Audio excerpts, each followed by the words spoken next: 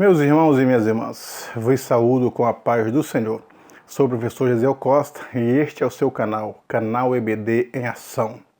Um canal feito especialmente para você, professor, professora, alunos e alunas e a todos os amantes da Escola Bíblica Dominical.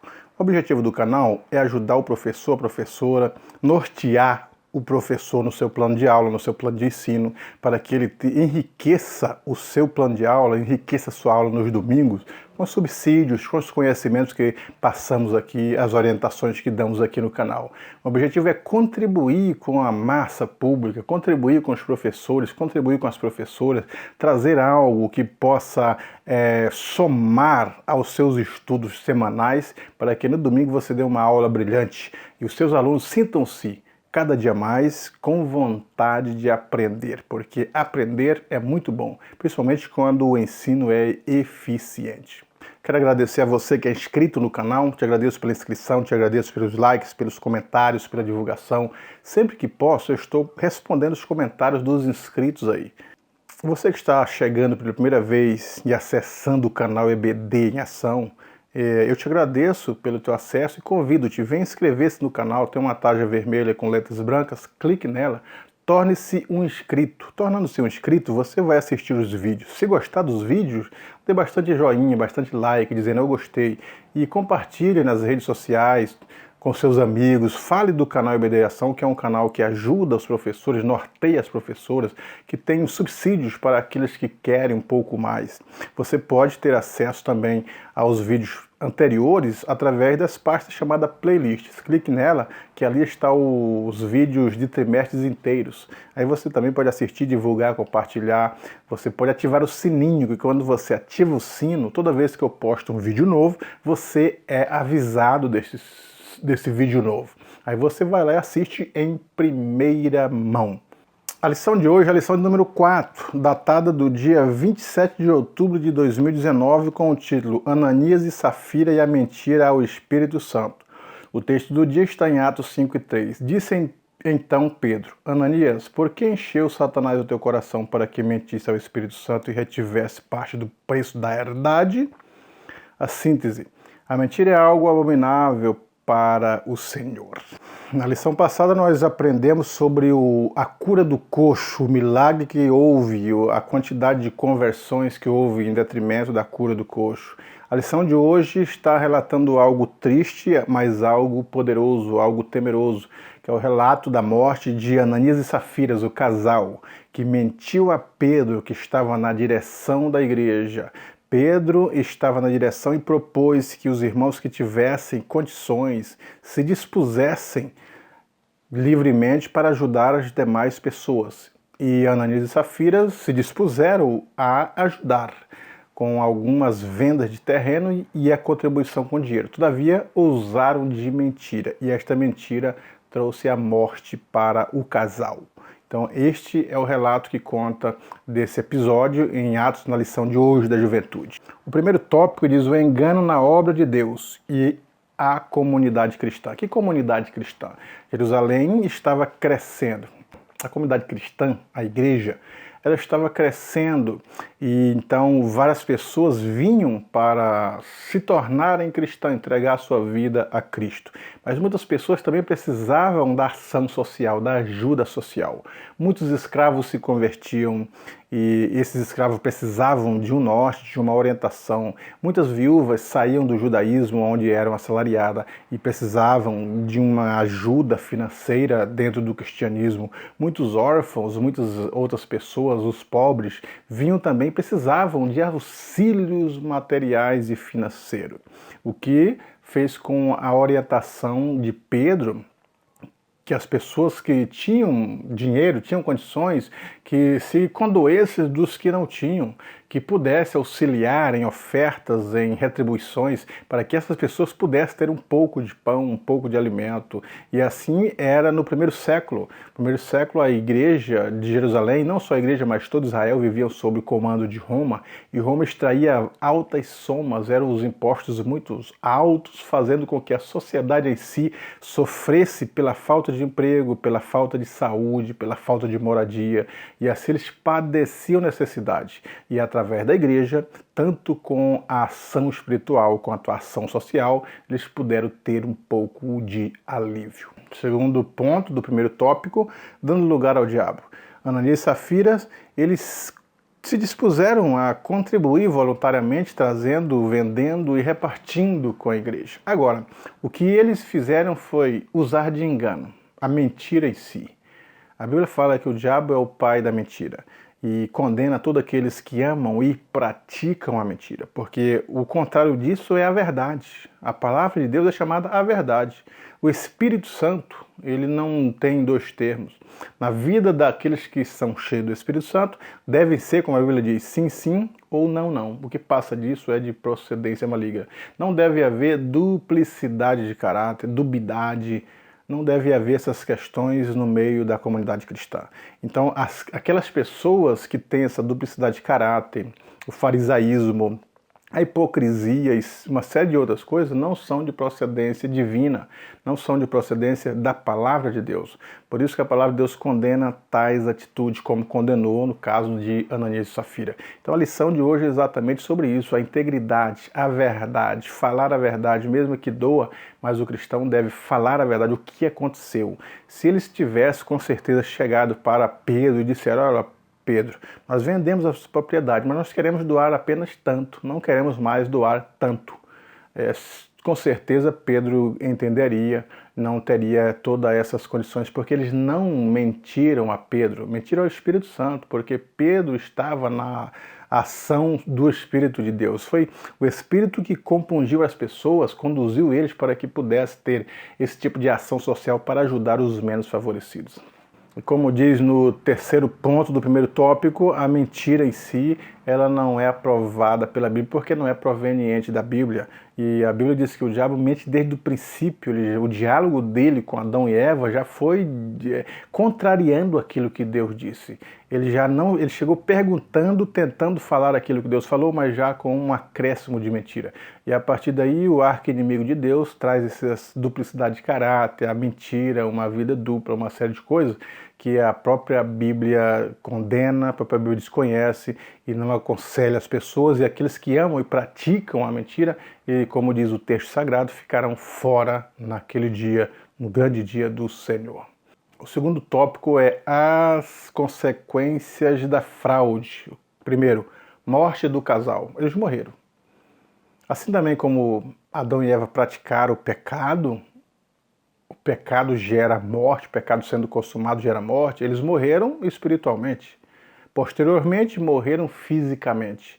No caso de Ananias e Safira, morreram fisicamente.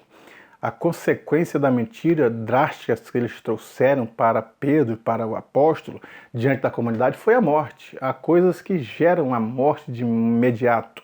Então a Bíblia aconselha não ser demasiadamente santo para não morrer na santidade, e nem demasiadamente ímpio para não morrer fora de tempo.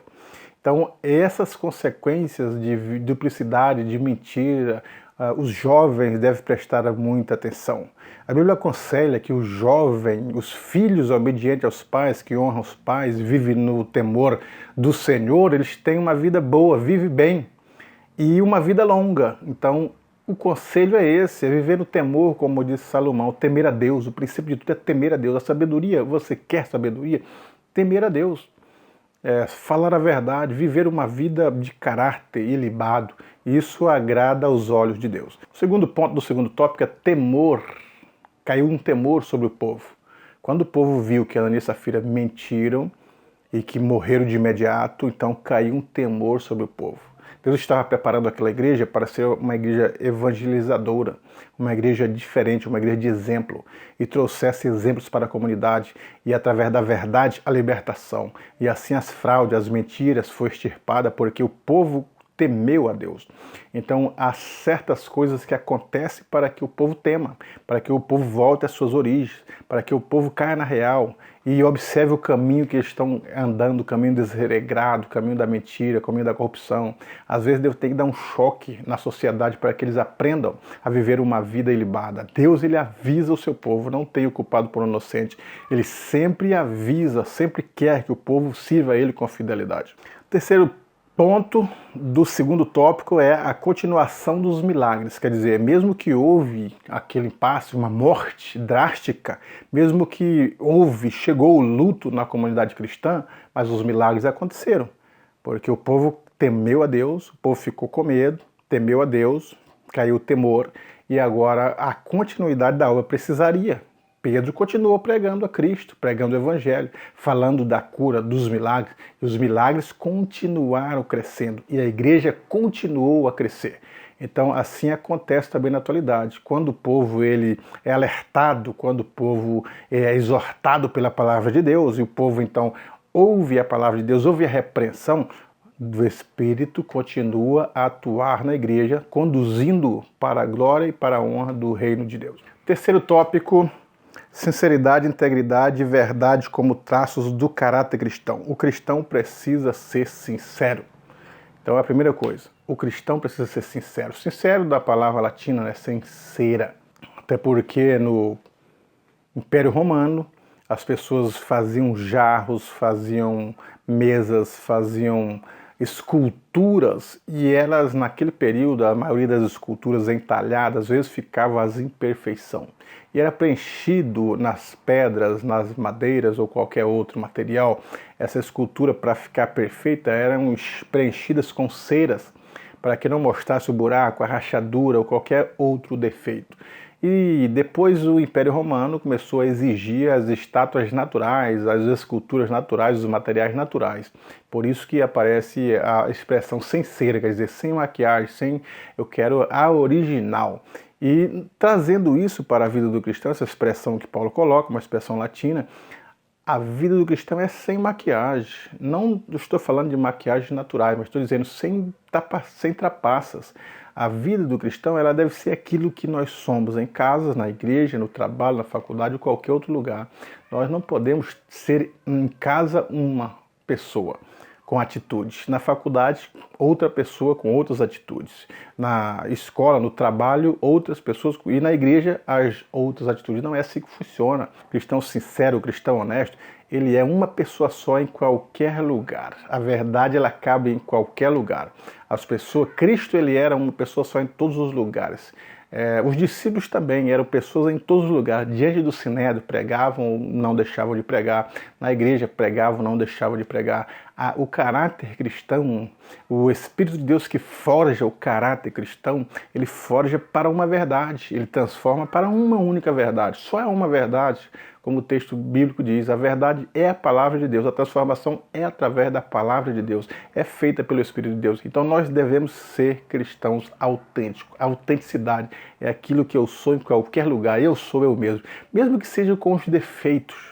Nós precisamos ser transformados, como diz o texto de Paulo aos Efésios. Ele deu os apóstolos, os pastores, os doutores para aperfeiçoar os santos. Significa que nós estamos num processo de perfeição. Então não adianta querer maquiar. Nós somos o que somos e o Espírito Santo continua a trabalhar na nossa vida. Segundo ponto do terceiro tópico, a integridade em todo o tempo. Ser íntegro é ser aquilo, ser inteiro, ser eu mesmo, ser autêntico, autenticidade, cristãos autênticos, seguidores de Cristo. Observe que Pedro ele era ele daquela forma.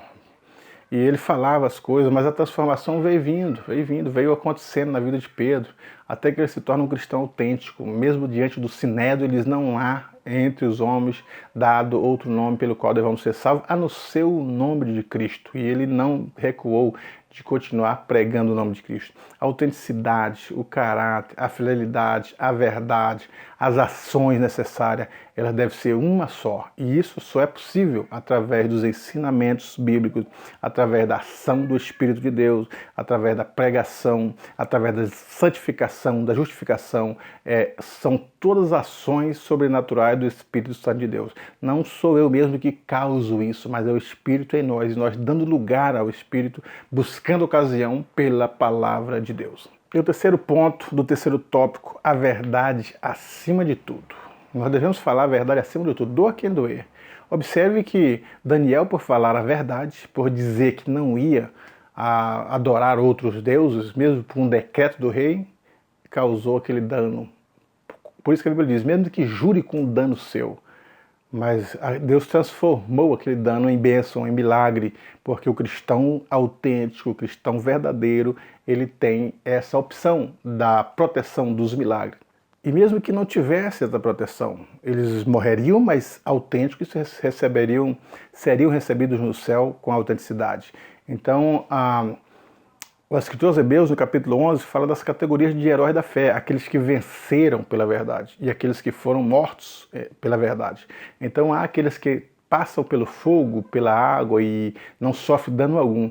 Agora há aqueles que, com a verdade, são jogados ao fogo por causa da sua verdade, são jogados na água por causa da verdade, são despedaçados pela espada por causa da verdade de Cristo. Mesmo assim, eles continuam autênticos, morrem com a verdade, preferem não negar e ser recebidos no céu. E há outros que, pelo poder da verdade, são libertos, são livres da verdade. Vem o livramento da cova dos leões, da espada, e eles continuam com a vida prescrevendo. Todos são heróis da fé. A Bíblia chama de todos como heróis da fé. Aqueles que vencem os impérios e aqueles que venceram os impérios não morreram, quanto aqueles que morreram pelo império também são heróis da fé. O importante é a posição do nosso coração, a posição da nossa vida. Sempre falar a verdade, nada mais do que a verdade. Portanto, professor, que você tenha uma boa aula, que os seus alunos possam, através dessas lições, ter a sua vida melhorada e transformada pela ação do Espírito Santo e pela verdade de Deus. Deus em Cristo vos abençoe.